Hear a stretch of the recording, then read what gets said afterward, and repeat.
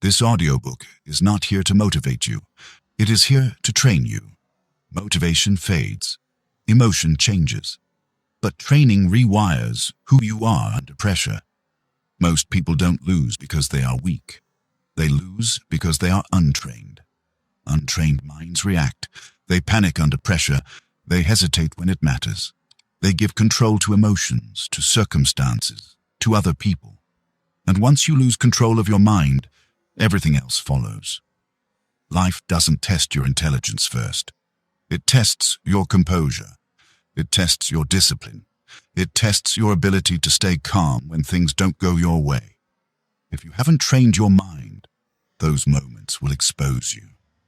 This audiobook is built for those moments.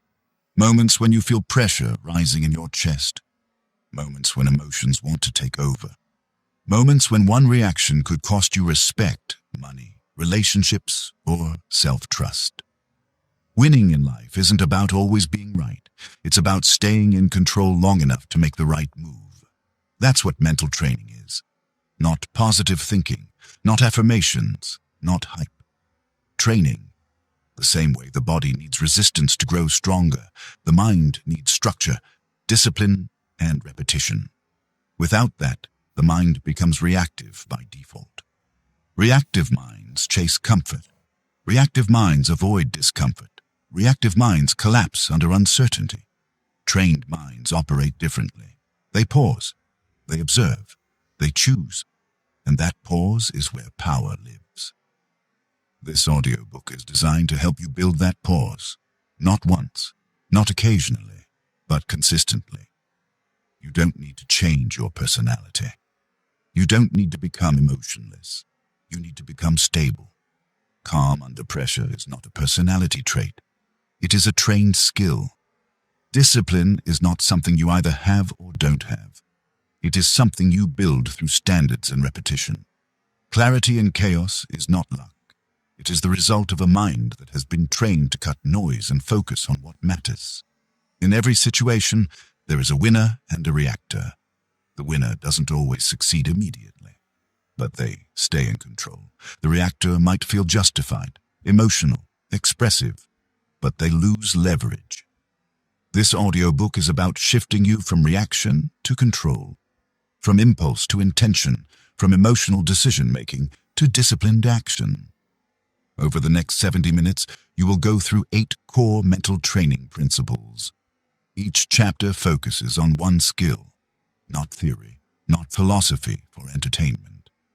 Training principles you can apply immediately. You will learn how to stay calm under pressure, how to control your reactions, how to build mental endurance when things get uncomfortable, how to think clearly when situations feel chaotic, how to train the voice inside your head instead of being controlled by it, how to show up consistently even when motivation disappears. This is not about becoming perfect. It's about becoming reliable. Reliable under stress. Reliable under uncertainty. Reliable when it matters most. Because the person you become in difficult moments is the person who defines your life. If you train your mind, you don't need to fear situations. You stop asking, what if things go wrong? And start thinking, whatever happens, I stay in control. That mindset changes everything. This audiobook does not promise shortcuts.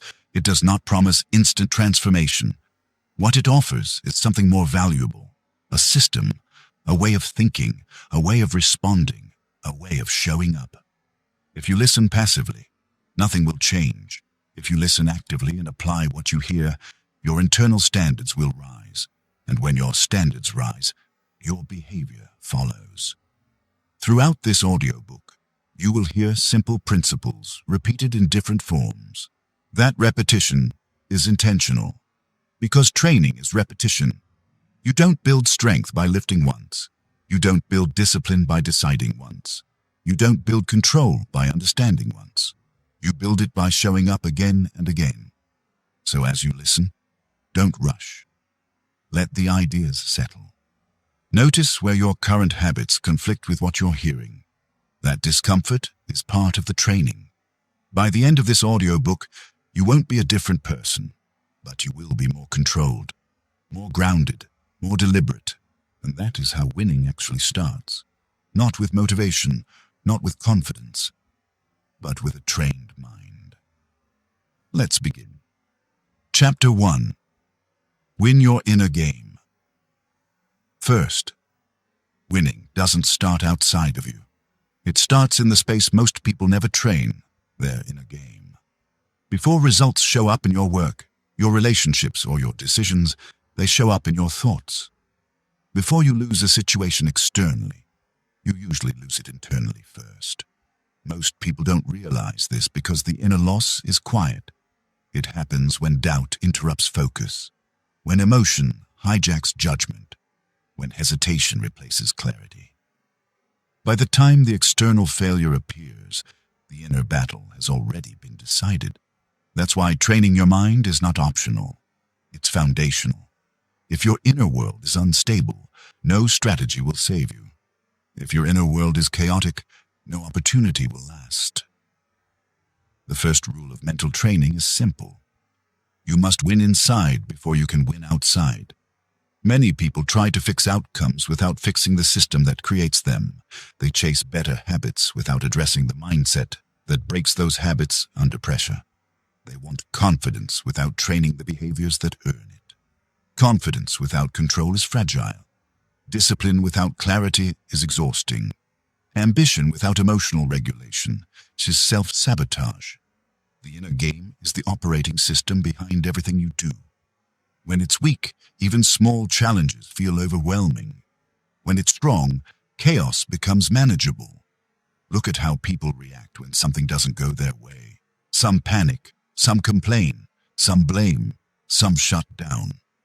Those reactions are not personality traits. They are symptoms of an untrained inner game. A trained mind doesn't eliminate emotion. It organizes it. It creates space between stimulus and response. It slows the moment down just enough for choice to exist. That space is everything.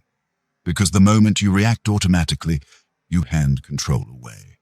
To your emotions, to other people, to circumstances you don't fully understand. Winning the inner game means reclaiming that control. It means becoming the kind of person who doesn't get pulled off course easily. Not because life becomes easier, but because you become steadier. This steadiness is not natural. It is built. Most people let their inner world be shaped by whatever happens around them. News, social media, other people's moods, unexpected problems. They live in reaction mode.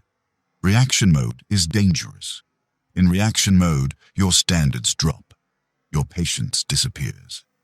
Your long-term thinking collapses into short-term relief. You say things you later regret. You make decisions you later justify instead of respect. Winning the inner game means exiting reaction mode permanently. It means choosing to be proactive with your mental state instead of passive. This starts with awareness. You cannot control what you don't notice. Most people don't notice their inner dialogue. They don't notice the tension in their body when pressure shows up. They don't notice how quickly their focus fractures under stress. Training begins by noticing without judgment. Notice when your mind rushes ahead. Notice when it catastrophizes. Notice when it seeks comfort instead of progress. Noticing is not weakness. It is the first act of discipline. Once you notice, you can interrupt. The interruption is where training becomes real. When you feel the urge to react, pause. Not to suppress the feeling, but to observe it. Ask yourself one question. What would a controlled response look like right now? That question alone begins to shift power back to you. Controlled responses are rarely dramatic. They don't look impressive in the moment. They don't release tension instantly, but they protect your long-term position. Emotional reactions feel powerful for a few seconds. Controlled responses build power over time. This is where most people fail the inner game. They choose relief over respect, expression over effectiveness, short-term comfort over long-term control. A trained mind understands something simple. Every situation has two layers: the external event and your internal response. You don't always control the event. You always control the response. The moment you confuse those two, you lose leverage. People say things like, "He made me angry. She stressed me out. That situation forced my hand." Those statements sound normal, but they reveal surrender. When you give credit to external forces for your internal state, you quietly accept weakness. Winning the inner game means removing that language from your thinking. Nothing makes you react. You react because your mind was not trained to pause. That pause can be built. At first, it feels uncomfortable. You will feel the urge to respond quickly, to defend yourself, to explain, to prove. That urge is the training signal. Just like muscle soreness tells you growth is happening, mental discomfort tells you the inner game is being challenged. Most people escape that discomfort. They distract themselves. They justify their reactions. They tell themselves, "That's just who I am." But that sentence is a lie. Who you are is not fixed. Who you are under pressure is trained. The inner game is trained through small, boring repetitions. You don't wait for big moments to practice control. You practice it in minor frustrations, in traffic, in conversations, in delays, in misunderstandings. Those moments are not interruptions. They are the training ground. If you can't stay composed in small situations, you won't suddenly become composed in big ones. This is why winning starts inside. You build trust with yourself. Every time you pause instead of reacting, you reinforce a new identity. I am someone who stays in control. That identity compounds. Over time, something changes. Your body stays calmer under pressure. Your breathing stabilizes faster. Your thoughts become less scattered. Not because life improved, but because your internal standards rose. Standards are the backbone of the inner game. A standard is a rule you follow regardless of mood. For example, I don't raise my voice to feel powerful. I don't rush decisions to escape discomfort. I don't explain myself when silence is stronger. These standards feel restrictive at first, but they create freedom. They free you from emotional chaos. They free you from regret. They free you from being pulled into unnecessary battles. Winning the inner game also means choosing your battles wisely. Not everything deserves your energy. Not every comment deserves a response. Not every disagreement deserves engagement. Untrained minds feel compelled to react to everything. Trained minds are selective. Selectivity is strength. When you stop reacting to everything, your attention becomes valuable. And where your attention goes, your life follows. Another critical part of the inner game is patience. Patience is not waiting passively. It is maintaining control while time does its work. Impatient minds force outcomes. They speak too soon. They act too early. They reveal weakness without realizing it. Patient minds wait for alignment. They observe patterns. They choose timing deliberately. Timing is a mental skill. The ability to wait without anxiety is a sign of inner stability. This stability changes how others interact with you. Say, people test boundaries unconsciously. They sense reactivity. They sense calm. When they sense reactivity, they push. When they sense calm, they hesitate. This is not manipulation. It is human psychology. A stable inner game creates quiet authority, not authority that demands attention, authority that commands respect. Respect is rarely earned through intensity. It is earned through consistency. Consistency in tone, consistency in decisions, consistency in behavior under pressure. That consistency starts internally. Winning your inner game does not mean you never feel emotion. It means emotion no longer dictates your behavior. You can feel anger without acting on it. You can feel fear without retreating. You can feel uncertainty without freezing. That separation is mastery. The goal of mental training is not to suppress what you feel. It is to prevent feelings from hijacking your actions. Once you understand this, you stop fighting yourself. You stop trying to be calm all the time. Instead, you focus on being controlled. Control is neutral. Control is grounded. Control is reliable. By the end of this chapter, understand this clearly. Every external win is preceded by an internal one. If you lose the inner game, no strategy can save you. But if you win the inner game, even setbacks become manageable. This is where everything begins. Not with confidence, not with motivation, with control. In the next chapter, you'll learn why discipline, not feelings, is the real foundation of mental strength, and why relying on emotion is one of the fastest ways to lose in life. Chapter 2. Discipline over feelings. Most people believe their feelings should guide their actions. They wake up and ask themselves how they feel. Then they decide what they will or won't do based on that answer. That habit quietly ruins lives. Feelings are unstable. They change with sleep, food, stress, praise, rejection, and circumstances you don't control. If your actions depend on how you feel, your life will be inconsistent by default. Discipline exists to solve that problem. Discipline is not about forcing yourself. It is about removing choice from moments where choice weakens you. A disciplined mind does not debate every action. It follows standards. Untrained minds negotiate with themselves. I'll do it later. I don't feel like it today. I'll start when motivation comes back. Those negotiations feel harmless, but they slowly destroy self-trust. Every time you delay because of feelings, you teach your mind that comfort has authority. And once comfort becomes the authority, discipline collapses. The truth is simple. Feelings are information, not instruction. They tell you what is happening internally. They do not tell you what to do.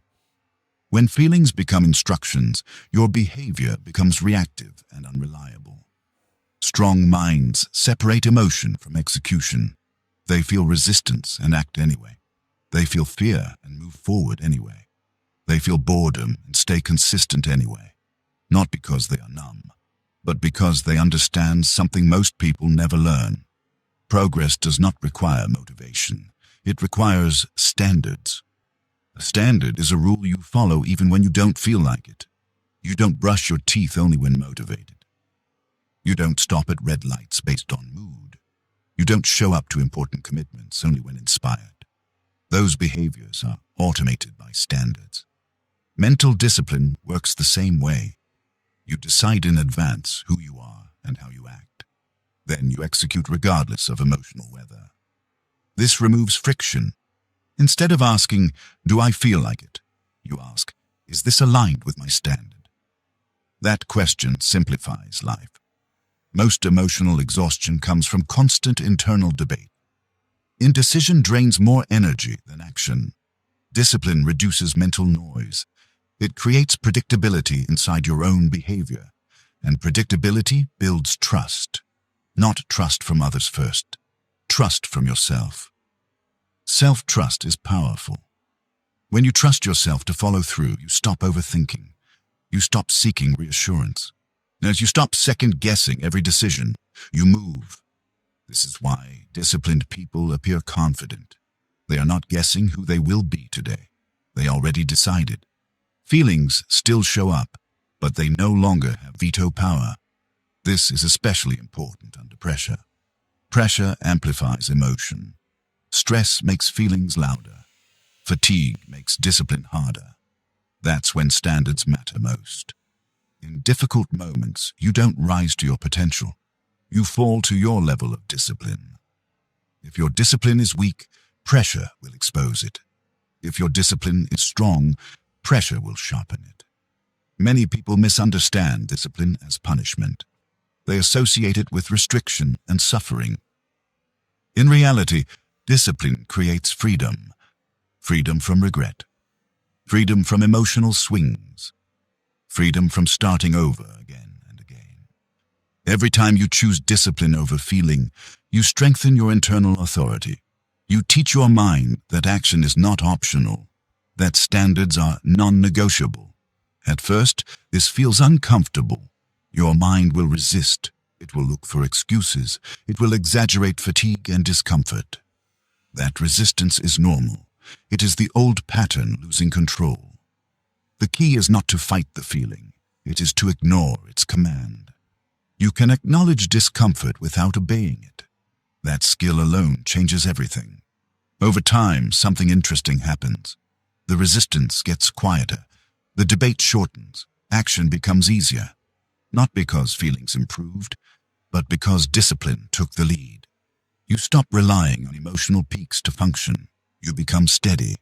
Steady people win long games. They don't burn out quickly. They don't disappear when things get hard. They don't need constant encouragement. They move forward regardless. This consistency builds momentum. Momentum builds identity. Identity reinforces discipline. It becomes a loop. And once that loop is established, life becomes simpler. Not easier. Simpler. You stop asking how to feel better. You start asking what needs to be done. That shift is maturity. Discipline is not about being harsh. It is about being reliable. Reliable to your goals. Reliable to your standards. Reliable to the person you are becoming. In every situation, feelings will try to lead. Let discipline lead instead. In the next chapter, you will learn how calm becomes a competitive advantage and why those who can stay composed under pressure control outcomes others can't. Chapter 3. Stay calm under pressure. Pressure does not create weakness. It reveals it. When pressure shows up, it doesn't change who you are. It exposes the level of training you've done. Most people believe calm is something you either have or don't have. They think it's personality, temperament, luck. That belief keeps them weak. Calm is not a trait. Calm is a skill. And like any skill, it can be trained. Under pressure, the body reacts first. Breathing shortens, muscles tighten, thoughts speed up. If you don't notice this early, your mind loses control before you realize it. Once the body panics, the mind follows. That's why staying calm starts with awareness, not willpower. You don't force calm, you create the conditions for it. Untrained minds try to push through pressure. They clench, they rush, they override signals. That approach works briefly, then collapses. Trained minds do the opposite. They slow the moment down. They widen their awareness instead of narrowing it. They lower internal urgency. They stabilize before acting. This is not passive. It is strategic. Calm gives you options. Panic removes them. In stressful situations, speed feels powerful, but speed without clarity is dangerous. Most bad decisions are made quickly, not thoughtfully. Calm allows you to see what actually matters. When others rush, you observe. When others react emotionally, you stay neutral. That neutrality creates leverage, because pressure affects everyone, but not everyone responds the same way. Those who stay calm become anchors. Decision makers, leaders, not because they are louder, but because they are steady. Steadiness signals confidence to others, even when you feel uncertainty inside. This is important. Calm does not mean absence of fear. It means fear does not control behavior. You can feel pressure and still think clearly. The mistake most people make is waiting to feel calm before acting. That moment rarely comes. Calm is built through repeated exposure, not avoidance. You don't train calm by escaping stress. You train it by staying present inside it. Small doses, controlled environments. When something triggers you, that is not failure. That is training. Instead of reacting, you pause. Instead of escalating, you breathe. Instead of collapsing into emotion, you ground yourself. Grounding is practical. Slow the breath. Lower the shoulders. Relax the jaw. These physical actions send a signal to the mind. We are not in danger. Once the body settles, the mind regains control. This sequence matters. Mind does not calm body under pressure. Body calms mind. Ignoring this leads to frustration. People tell themselves to calm down while their body is still in fight or flight. That never works. Training calm means working from the outside in. Over time, your nervous system adapts. What once felt overwhelming becomes manageable. Not because pressure disappeared, but because your tolerance increased. Tolerance is strength. People who can tolerate pressure can tolerate responsibility, complexity, uncertainty. That's why calm is a competitive advantage. In business, in relationships, in conflict, in decision-making. When others lose clarity, you gain it. When others speak impulsively, you choose your words. When others rush outcomes, you control timing. Timing decides outcomes.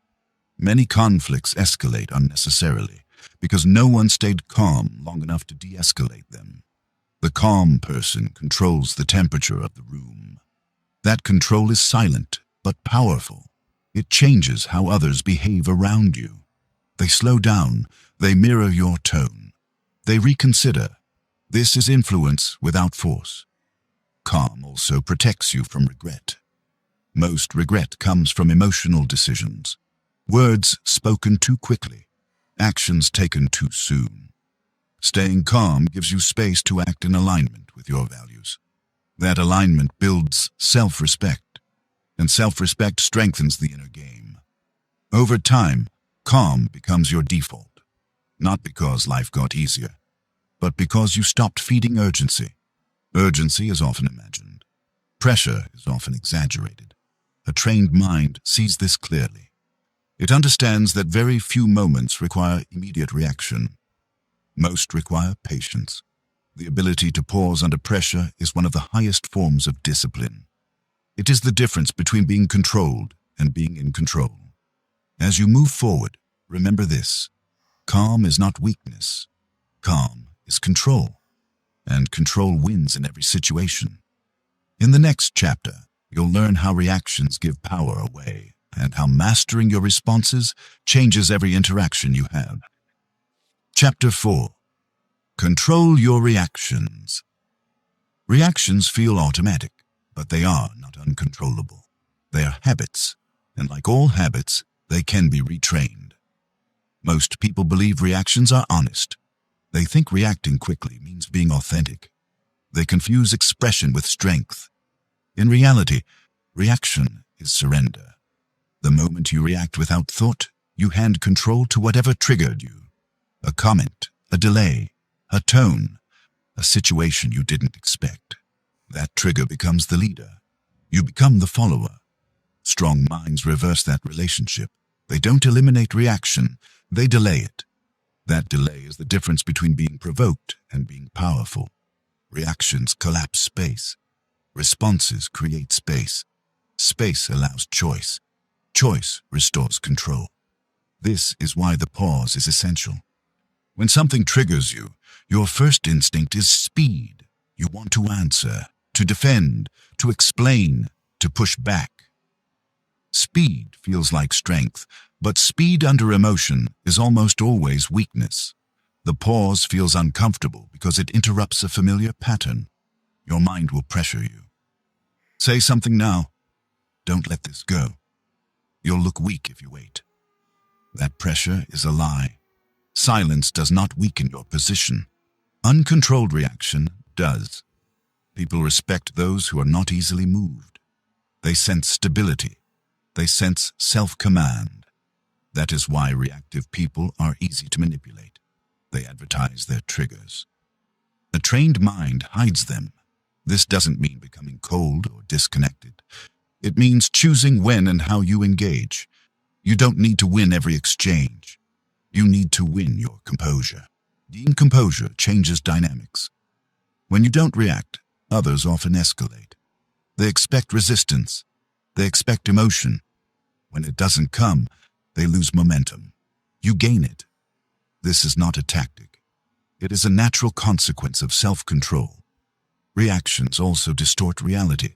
When emotions rise, your perception narrows. You hear less. You assume more. You misinterpret intentions. That's why arguments escalate. Two reactive minds create chaos. One controlled mind creates stability. Stability shifts outcomes. The key is not to suppress emotion. Suppression builds pressure. The key is to observe emotion without acting on it. Observation weakens its grip. When you notice a reaction forming, label it internally. Anger, defensiveness, impatience. Labeling creates distance. Distance restores agency. Once you have agency, you can choose a response aligned with your standards. Sometimes the strongest response is no response, not avoidance, not fear. Restraint. Restraint is misunderstood. It is not weakness. It is delayed power. Power applied at the right time is far more effective than power applied immediately. This applies everywhere. Conversations, work, conflict, negotiation. Those who react first reveal the most. Those who wait control the frame. Control of the frame means control of the outcome. Mastering reactions also protects your energy. Every emotional reaction costs mental resources. Reactive people are constantly drained. They fight battles that don't matter. Controlled people conserve energy for what does. This conservation compounds. Less regret, less stress, more clarity. Over time, your reactions slow naturally.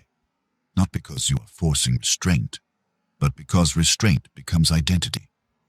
I am someone who does not give power away. That identity is strong. It makes you difficult to destabilize, difficult to rush, difficult to provoke. And in a world full of noise, that is a rare advantage. Control your reactions, and you control more than moments. You control direction, you control reputation, you control outcomes. In the next chapter, you'll learn why mental endurance is built through discomfort and how staying with difficulty creates unbreakable strength. Chapter 5. Build mental endurance.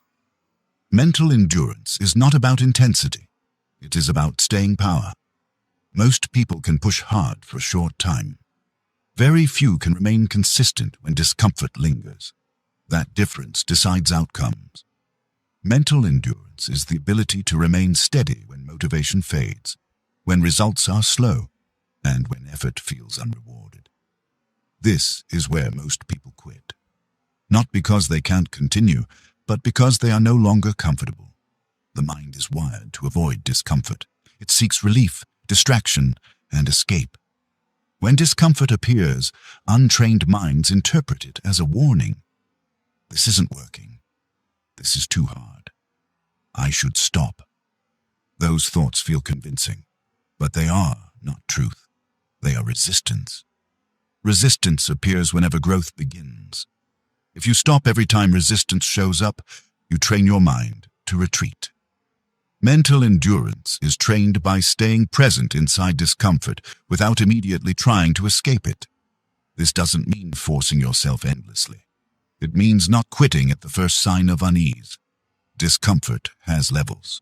Initial discomfort is harmless. It is simply the nervous system adjusting to effort.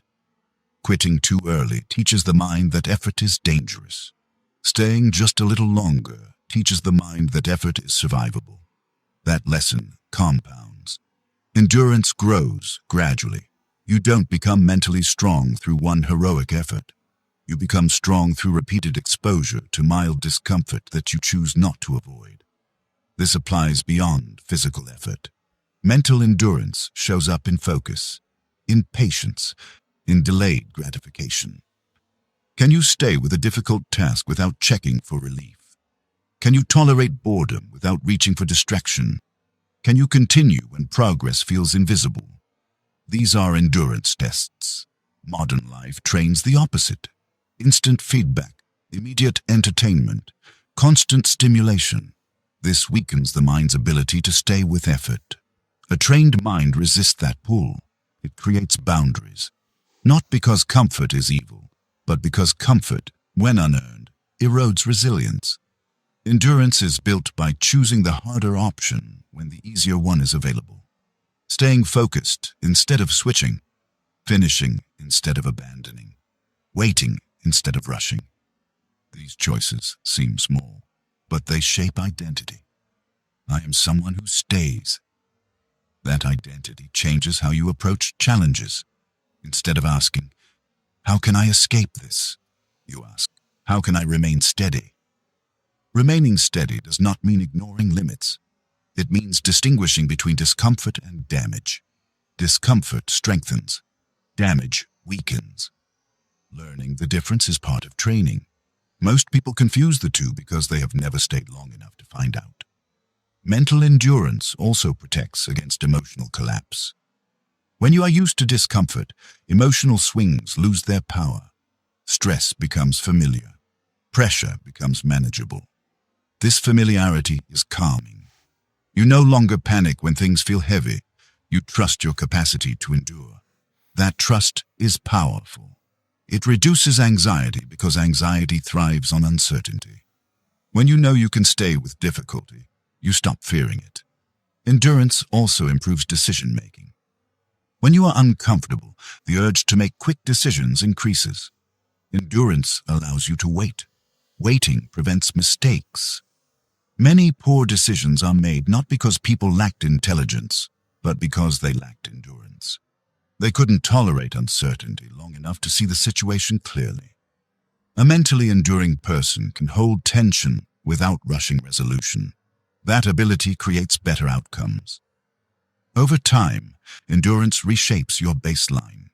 What once felt exhausting becomes normal, not because it got easier, but because you got stronger. This is the quiet transformation most people never experience because they quit too early. Mental endurance does not seek praise. It does not announce itself. It shows up in consistency. Consistency builds trust. Trust builds momentum. Momentum changes life direction. When you build mental endurance, you stop asking how long it will take. You commit to staying until it's done. That commitment simplifies everything. No more constant evaluation. No more emotional bargaining. Just presence, effort, continuation. Mental endurance is not dramatic. It is reliable. And reliability wins more often than raw intensity ever will. The next chapter will show you how clarity becomes possible even in chaos when your mind is trained to cut through noise. Mental endurance also changes how you relate to failure. Untrained minds see failure as a signal to stop. They personalize it. They attach meaning too quickly. This proves I'm not good enough. This isn't for me. I always end up here. Those conclusions feel logical in the moment, but they are shortcuts. A mind with endurance does not rush to meaning.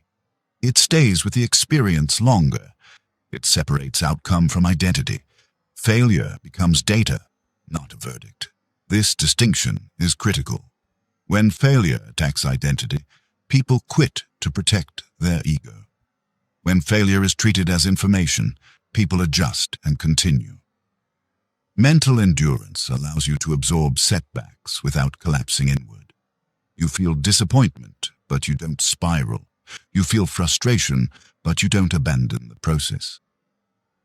This emotional stability comes from repeated exposure to effort that didn't immediately pay off.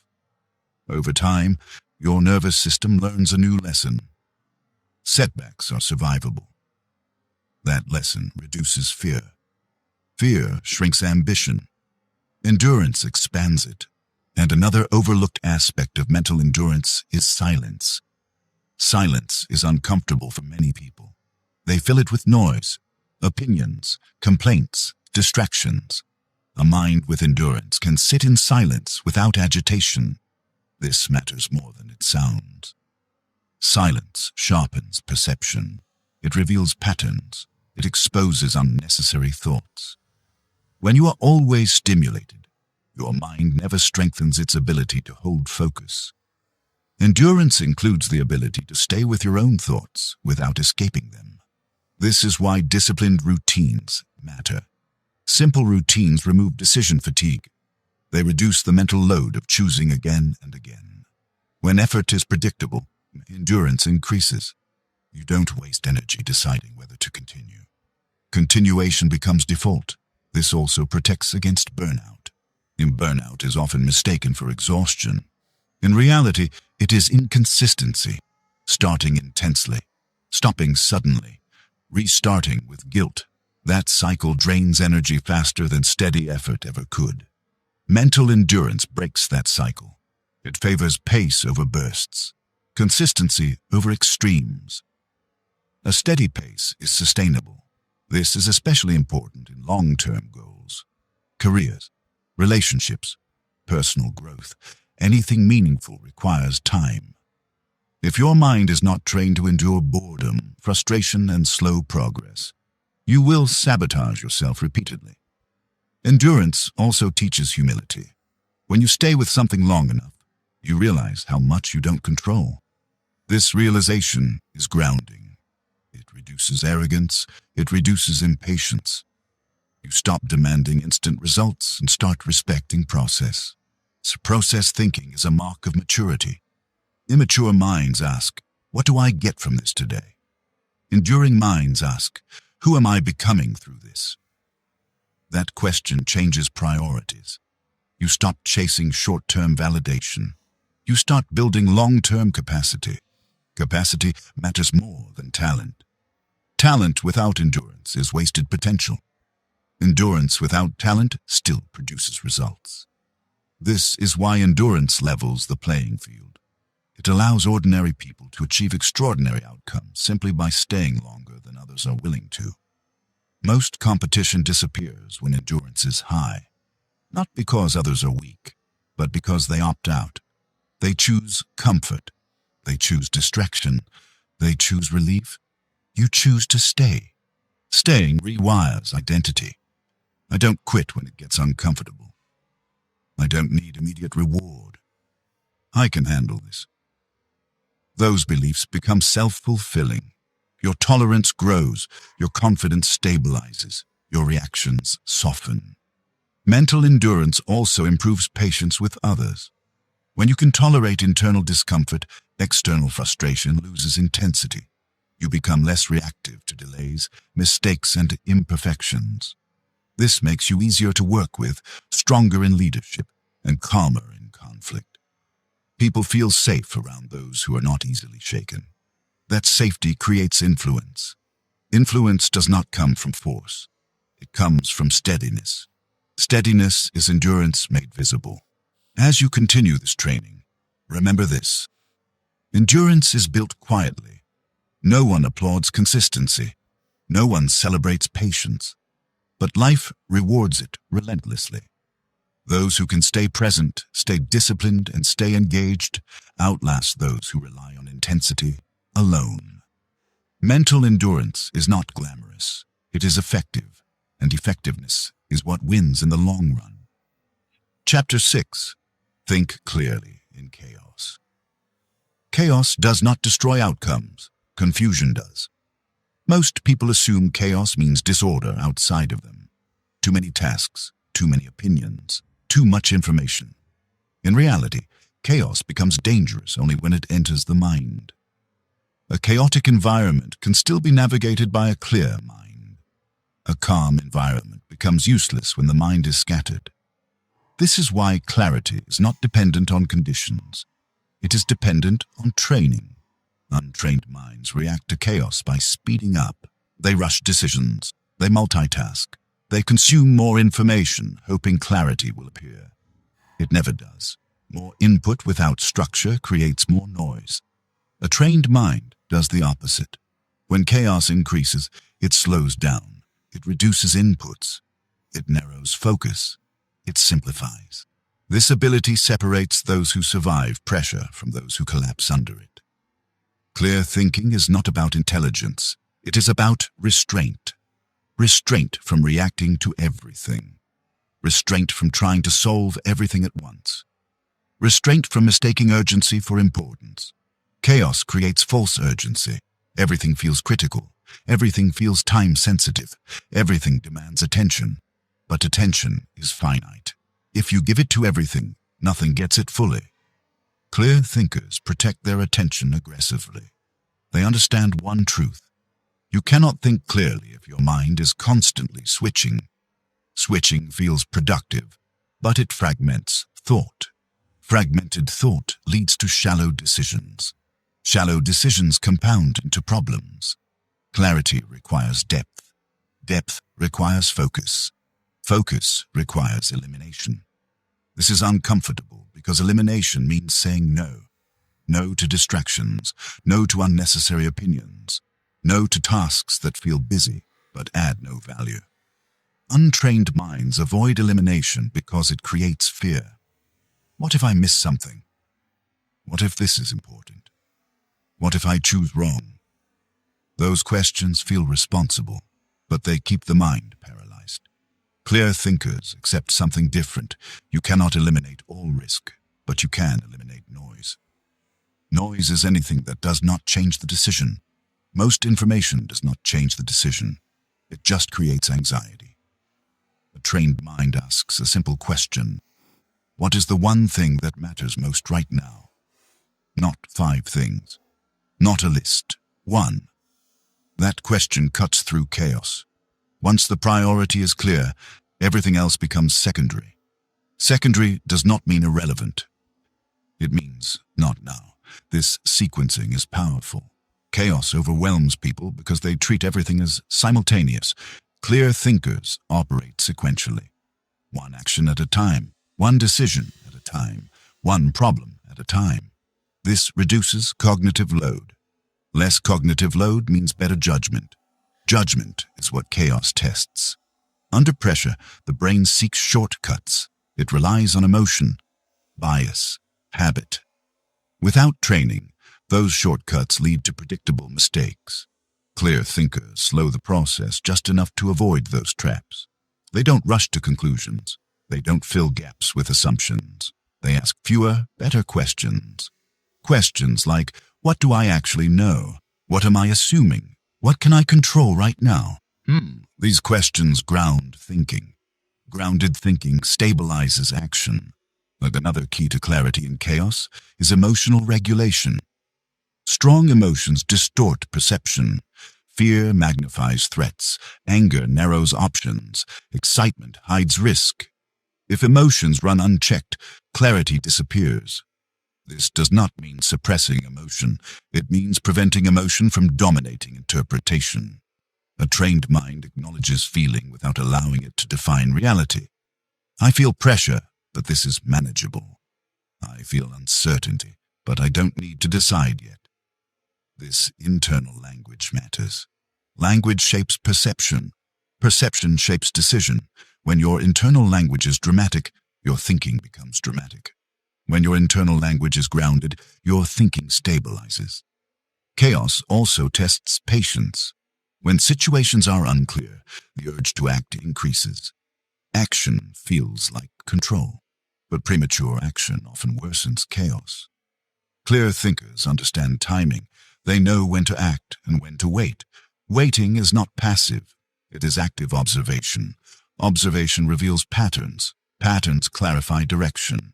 Rushing skips this step. Many mistakes are not due to bad intent or lack of effort, but due to acting before clarity formed. Clear thinking respects the process. It allows ambiguity without panic. This tolerance for ambiguity is rare. Most people crave certainty. They want answers now. When certainty is unavailable, they invent it. They convince themselves of narratives that reduce discomfort. Those narratives feel comforting but lead to error. Clear thinkers resist this temptation. They remain neutral longer. Neutrality creates accuracy. Accuracy improves outcomes. Another important element is mental decluttering. Chaos outside often mirrors clutter inside. Too many unresolved tasks. Too many unfinished thoughts.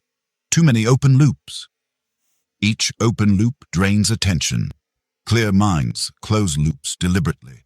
They write things down. They externalize information. They don't rely on memory under stress. This frees mental space. Space is essential for clarity. When the mind is overloaded, even simple decisions feel heavy. Reducing load restores agility. Clarity also depends on values. When values are unclear, decisions become complicated. When values are clear, decisions simplify. A trained mind knows its priorities. What matters, what doesn't, what is non-negotiable. These internal rules act as filters. They remove options automatically.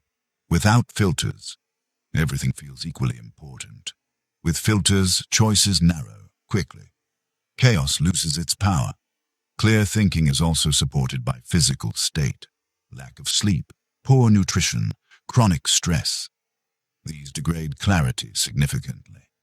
Mental training includes respecting the body, not perfectly, but consistently. A stable body supports a stable mind. Ignoring this creates unnecessary chaos. Clear thinkers don't rely on willpower alone. They build environments that support clarity. They reduce distractions. They create routines. They protect focus. This is not rigidity. It is design. Design prevents chaos from overwhelming the mind. Over time, clarity becomes habitual. You notice chaos earlier. You respond more deliberately. You make fewer impulsive decisions. Others may still feel overwhelmed. You feel steady, not because you know more, but because you think better. Clear thinking does not eliminate difficulty. It makes difficulty navigable. It allows you to move forward without losing direction. In chaotic situations, the calmest mind usually wins, not because it is faster, but because it sees clearly. And clarity is one of the strongest advantages you can train. Chapter 7. Train your self-talk. The voice in your head never stops speaking. It narrates your actions. It explains your failures. It predicts your future. Most people never question that voice. They assume it tells the truth. That assumption quietly shapes their entire life. Your self-talk is not commentary. It is instruction. It tells your nervous system how to respond. It tells your mind what to focus on. It tells your body whether to tighten or relax. If that voice is weak, chaotic, or hostile, your behavior will follow. Training your self-talk is not about being positive. It is about being precise. Untrained self-talk is emotional. It exaggerates. It generalizes. It dramatizes. I always mess this up. This is impossible. I'm not built for this. Those phrases feel natural, but they poison action. They collapse effort before it begins. A trained mind does not speak in absolutes. It speaks in instructions. This is uncomfortable, not dangerous. This requires patience. Focus on the next step. That difference matters. The mind follows language. If the language is unstable, the mind becomes unstable. Most people try to change behavior without changing the internal language driving it. That rarely works. Behavior obeys identity. Identity is reinforced by self-talk. If you repeatedly tell yourself you are reactive, you will react. If you repeatedly tell yourself you are disciplined, you will look for disciplined behavior. This is not affirmation, it is conditioning. Your mind believes what you repeat, especially under stress. Stress lowers filters. It reveals default programming. That's why training self-talk must happen before pressure arrives. You don't rise to positive thinking under stress. You fall to rehearsed language. Untrained self-talk is often inherited. Phrases picked up from parents, teachers, peers, past failures. They sound familiar, so they feel true. But familiarity is not accuracy. Accuracy requires intention. The first step in training self-talk is noticing tone, not content. Tone. Is your inner voice harsh, impatient, defeated, urgent?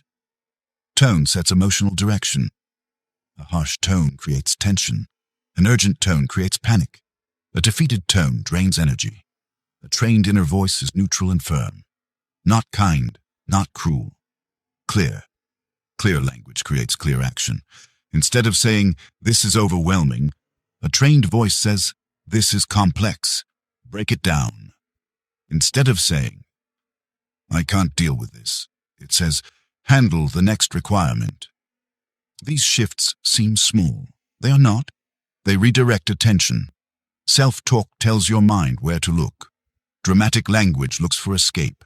Instructional language looks for execution. Execution builds momentum. Another common mistake is using self-talk to evaluate worth. I should be better by now. Others handle this better than me. Comparison weakens self-command. A trained mind separates performance from identity. You don't insult yourself for mistakes. You correct behavior. Correction moves forward. Insult stalls progress. Internal insults do not motivate. They exhaust. The mind cannot lead itself if it is constantly under attack. Training self-talk means becoming your own authority, not your own critic. Authority sets standards. Criticism creates fear, and fear distorts thinking.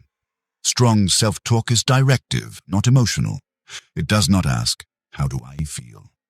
It asks, "What is required?" Requirements are objective. Feelings are not. This is especially important during setbacks. After a failure, untrained self-talk spirals. I knew this would happen. Why do I always do this? What's wrong with me? Those questions have no useful answers. A trained mind asks different questions. What failed? What can be adjusted? What stays the same? These questions create learning. Learning prevents repetition. Repetition without learning is discouragement. Learning without emotion is progress. Self-talk also determines resilience. When things go wrong, the inner voice either escalates or stabilizes the situation. Escalating language adds pressure. Stabilizing language restores control. "I'm behind" creates urgency. "I have time to choose correctly" creates space. Space allows better decisions. A trained mind protects space internally, even when time is limited externally. Another element of self-talk training is consistency. Many people speak to themselves differently depending on mood. Encouraging one day, defeated the next. That inconsistency creates instability. A trained inner voice is consistent. It does not fluctuate wildly. It does not negotiate standards. It sounds the same on good days and bad days. This reliability builds trust. When you trust your inner voice, you act faster. You stop doubting yourself mid-action. You stop seeking external reassurance. That independence is strength. Self-talk also shapes how you interpret others. If your internal voice is defensive, you will perceive threats everywhere. If it is grounded, you will perceive information. This affects relationships deeply. Many conflicts are fueled by internal narratives, not actual events. Training self-talk reduces unnecessary conflict by reducing misinterpretation. You stop assuming intent. You respond to facts. That clarity improves communication. Another overlooked aspect is silence. Trained self-talk knows when not to speak. Not every thought deserves airtime. You don't need to comment on every sensation, every doubt, every impulse. Silence creates focus. An overactive inner narrator creates distraction. A trained mind uses language sparingly. It speaks when direction is needed. It stays quiet when action is clear. This restraint conserves energy. Energy saved internally is energy available externally. Over time, trained self-talk becomes automatic. You no longer correct every phrase consciously. The tone shifts naturally. This is the result of repetition. You replace weak phrases not once, but repeatedly. You interrupt exaggeration again and again. You choose precision over drama. Eventually, precision becomes default. This changes how pressure feels. Pressure no longer triggers panic. It triggers instruction. What's the move? What matters most? What stays under control? That mindset is powerful, because in every situation, the voice in your head sets the ceiling for your behavior. If that voice is scattered, you scatter. If that voice is steady, you steady. Training your self-talk is training leadership. Leadership over attention. Leadership over emotion. What's leadership over action? And once that leadership is established, external chaos loses much of its influence. The world may still be loud. Situations may still be uncertain. But internally, you are directed. You know what to do. You know how to respond. Not because someone told you, but because your mind speaks clearly. That clarity is earned.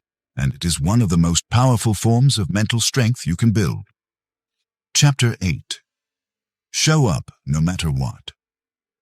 Most people don't fail because they lack talent. They fail because they disappear. They disappear when motivation fades. They disappear when progress slows. They disappear when effort stops feeling exciting. Showing up is the rarest skill. It sounds simple. It is not. Showing up means acting without emotional permission. It means continuing without reassurance. It means staying engaged when there is no immediate reward. Untrained minds wait for alignment. They wait to feel ready. They wait for clarity, confidence, or motivation. Those states are unreliable. A trained mind does not wait. It moves on schedule. Schedule beats mood every time. When you show up consistently, you remove decision-making from the equation. There is no debate. There is no negotiation. You don't ask whether today feels right. Next, you act because this is what you do. This consistency builds identity. Identity is stronger than motivation. Motivation fluctuates. Identity holds. When you see yourself as someone who shows up, absence becomes uncomfortable. Skipping feels wrong. Quitting feels foreign. This internal pressure is healthy. It replaces external discipline with internal expectation. Showing up also trains self-respect. Every time you follow through, you reinforce trust with yourself. Self-trust is foundational. Without it, confidence collapses under pressure. With it, you act decisively. Decisiveness is not certainty. It is commitment. Showing up teaches commitment. You commit to effort without knowing the outcome. That willingness is rare. Most people want guarantees before they invest. They want proof before they act. Life does not work that way. Progress rewards participation, not certainty. Those who show up without guarantees eventually gain leverage.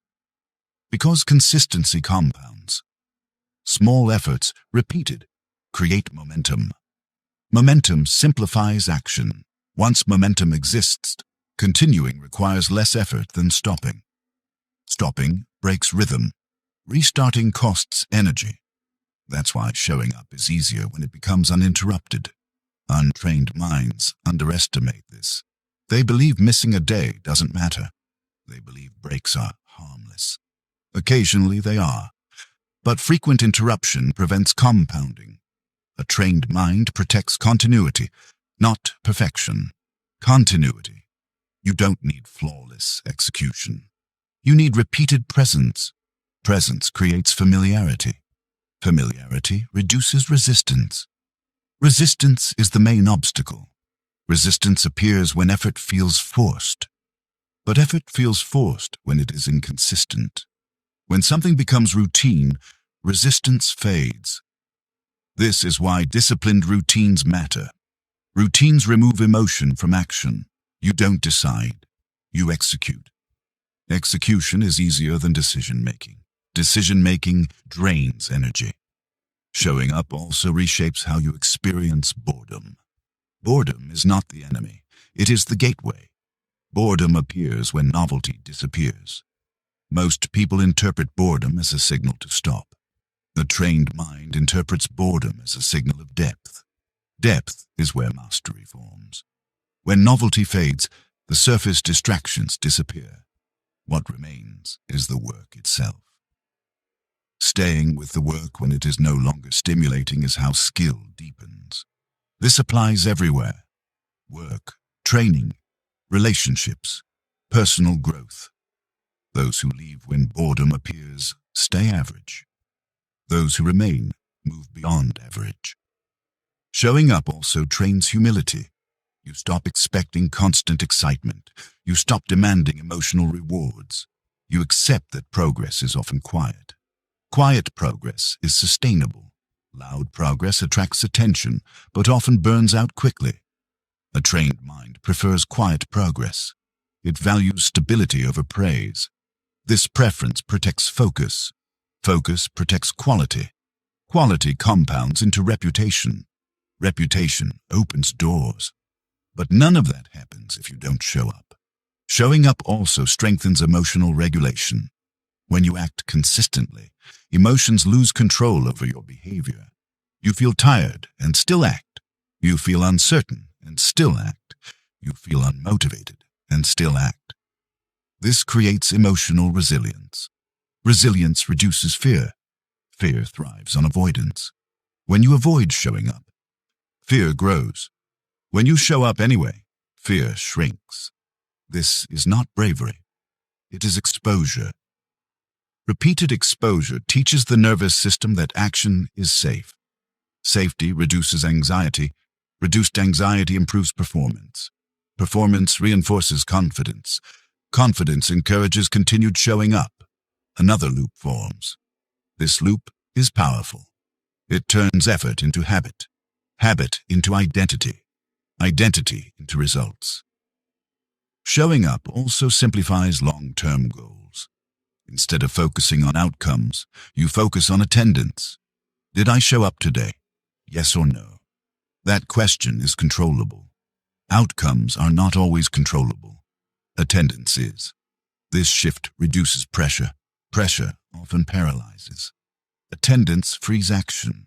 You stop obsessing over results and start investing in process.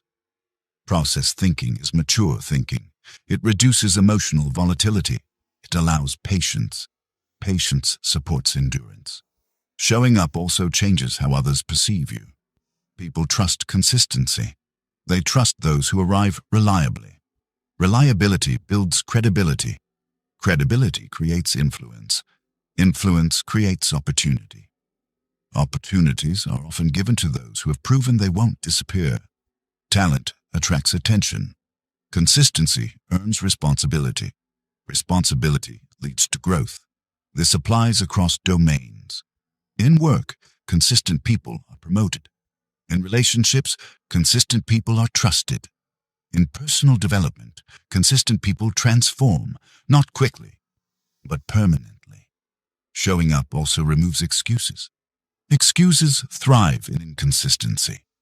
I missed yesterday, so today it doesn't matter. That logic only works when attendance is optional. When attendance is non-negotiable, excuses lose power.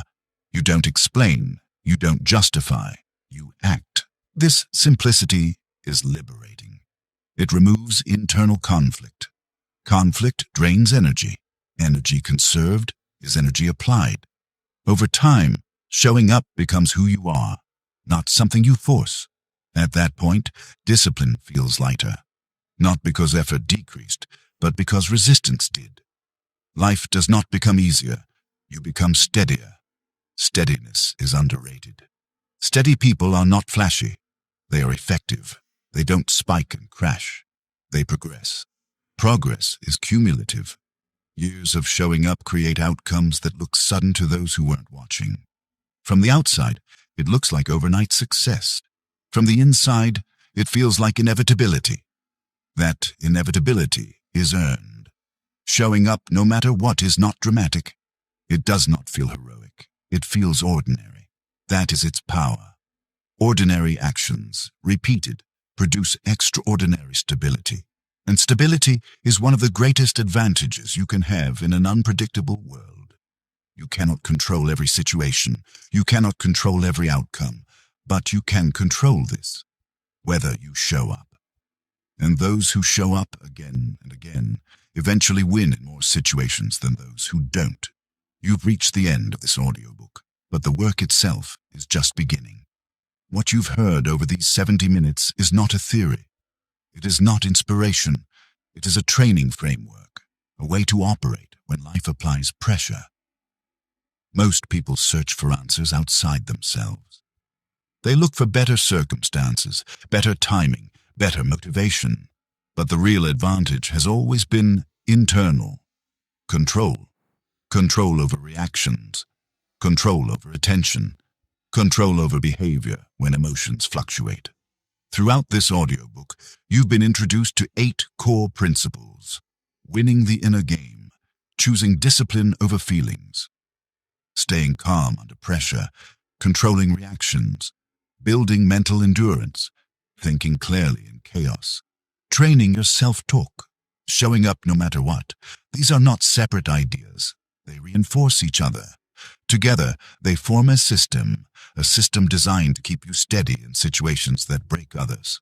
This system does not require exceptional talent. It does not demand perfection. It demands consistency. Consistency in how you respond. Consistency in how you think. Consistency in how you show up. That consistency becomes identity, and identity is stronger than motivation will ever be. As you move forward, don't try to apply everything at once. Training doesn't work that way. Choose one principle, practice it deliberately. Notice when emotions try to lead. Notice when urgency tries to rush you. Notice when discomfort tries to push you away. Those moments are the training. Instead of resisting them, use them. Pause, breathe, choose. That simple sequence creates space, and in that space, you regain control. You don't need to eliminate pressure. Pressure is unavoidable. You need to increase your capacity. Capacity allows you to hold more responsibility, more uncertainty, more challenge without losing clarity. That is mental strength. Mental strength is quiet. It doesn't announce itself, and it shows up in decisions that don't need explanation. It shows up in a restraint. When would it feel easier? It shows up in consistency when quitting would feel justified. Over time, those choices compound, not dramatically, reliably, and reliability wins more often than intensity. If there is one idea to carry with you, let it be this. You don't win in life by waiting for perfect conditions.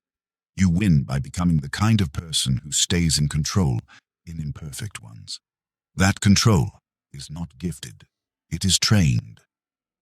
Train your mind daily, not when it's easy, not when you feel inspired.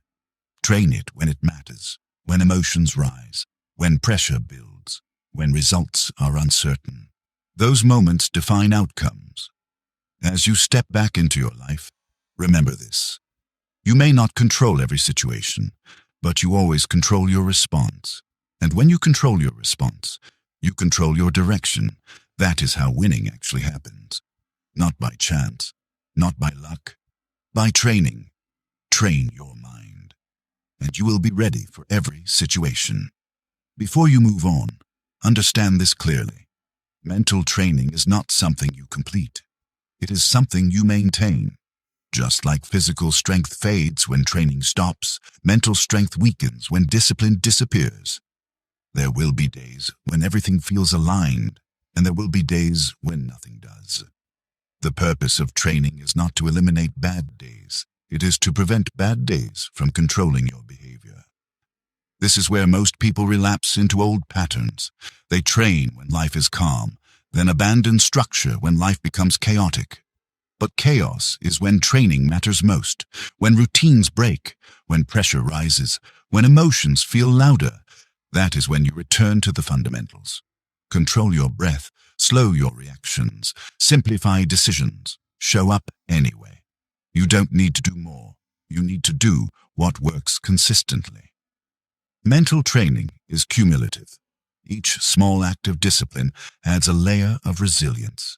Each moment of restraint strengthens your internal authority. Each time you show up without emotional permission, you reinforce identity.